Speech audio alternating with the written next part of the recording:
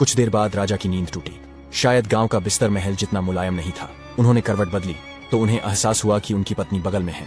वे बोले, चंपाकली, मैंने तो तुम्हें अपने गांव लौट जाने को कहा था, तुम गई नहीं? चंपाकली ने शांत स्वर में उत्तर दिया, जी हाँ महाराज, लेकिन अभी तो सुबह नहीं हुई है, आप आराम से सो जाइए। राजा फिर सो गए। अगली सुबह उनकी नींद मुर्गे की बांग और बकरियों की मिमियाहट से खुली। खिड़की से सूरज की हल्की किरणें कमरे में आ रही थी।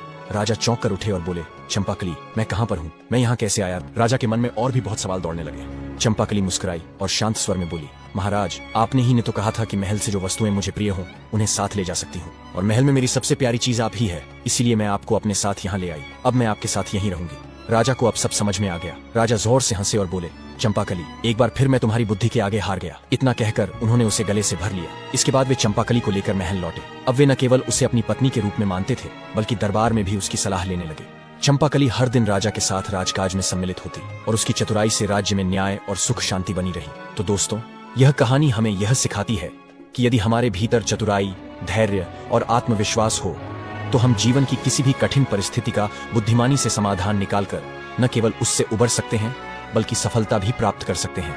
हमें उम्मीद है कि आपको हमारी हर कहानी की तरह ये कहानी भी पसंद आई होगी। ऐसी और भी कहानियां देखने के लिए हमारे चैनल को जरूर सब्सक्राइब करें। धन्यवाद।